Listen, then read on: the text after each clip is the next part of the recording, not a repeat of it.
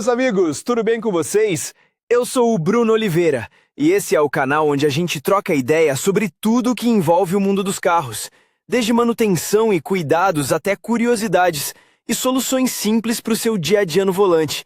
Se você curte conteúdo direto ao ponto e sem enrolação, já deixa o like, se inscreve aqui no canal e acompanha o vídeo até o final, porque tem informação que pode fazer a diferença para você e para o seu carro. Em 1500, Leonardo da Vinci criou um protótipo de mecanismo para medir a velocidade de uma carruagem puxada por cavalos. Foi somente em 1901 que um análogo aprimorado da invenção foi instalado pela Oldsmobile nos carros. Desde então, o dispositivo do velocímetro mudou radicalmente. Vamos considerar o princípio de operação. Por que existem velocímetros mecânicos e elétricos? Bem como as principais falhas. Mecânico. De acordo com seu dispositivo, os velocímetros analógicos são divididos nos seguintes tipos. Seta, a velocidade é mostrada movendo-se a seta no mostrador, na forma de um hemisfério. Fita. A posição da fita colorida em uma escala marcada horizontalmente mostra a velocidade real do carro. Um análogo ligeiramente modificado desse medidor pode ser visto no VAS 2.1 e 2.2. Tambor. O indicador era aplicado ao tambor, que girava proporcionalmente à mudança de velocidade. Velocímetro analógico. Velocímetro mecânico do tipo seta. O único dos tipos analógicos de medidores de velocidade, que ainda são instalados em muitos carros. Considere o dispositivo do velocímetro analógico, cujo princípio de operação é baseado no fenômeno da indução magnética. Componentes constituintes. Conjunto de rosca sem fim, que é instalado na caixa de câmbio.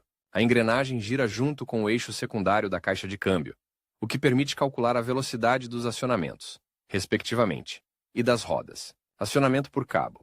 Vai do conjunto do sem fim até o painel de instrumentos. Elemento magnético. Uma placa de metal conectada à seta, mola, escala. Um elemento que acompanha o velocímetro pode ser considerado um contador da distância percorrida, que por meio da engrenagem sem fim é conectado ao cabo. O dispositivo e as formas de visualização do odômetro já foram considerados anteriormente. Portanto, não vamos nos concentrar nele. Nos carros com tração nas 4 rodas, a parte de velocidade do velocímetro pode estar localizada na caixa de transferência. Princípio de operação. A rotação do eixo secundário da transmissão é conectada por meio da engrenagem principal ao pinhão e à rosca sem fim. Engrenagem sem fim, que está presa ao cabo. Dessa forma, a rotação do eixo secundário causa o movimento do cabo, que gira em torno de seu eixo dentro do compartimento. O cabo que se estende da caixa de engrenagens até o painel é conectado a um ímã, que está localizado próximo à placa de metal e conectado ao ponteiro.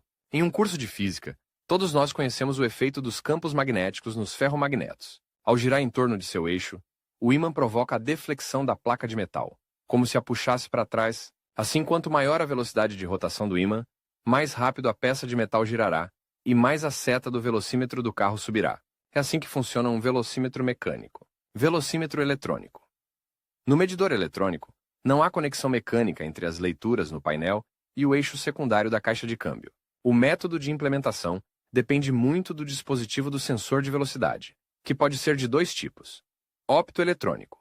Na carcaça da caixa de câmbio, como no caso de um velocímetro mecânico, é instalada a parte da velocidade com um cabo. Só que as leituras de velocidade do carro são calculadas com base nos impulsos formados pelo fotointerruptor.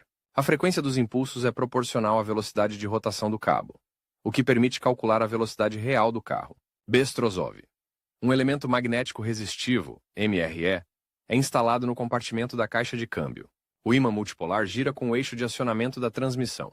As alterações no campo magnético aumentam, diminuem a resistência do MRE, que é convertida em pulsos por um circuito de ponte. Ainda mais difundido é o velocímetro eletrônico, que funciona com o efeito Hall. Se uma tensão constante for aplicada a um condutor ou semicondutor, de formato retangular, e ele for penetrado em ângulos retos por linhas de campo magnético, aparecerá uma tensão em planos opostos do condutor, que recebeu esse nome em homenagem ao descobridor Edwin Hall. A frequência de alteração da tensão de saída será proporcional à velocidade de rotação do disco de referência. É a frequência dos pulsos de tensão que permite que a ECU calcule a velocidade real do carro. Vale a pena observar que, anteriormente, a função principal do sensor de velocidade, mostrar a velocidade do carro, agora se tornou mais uma função de serviço, O sensor de velocidade é usado pelo sistema de potência do motor em determinados modos de operação.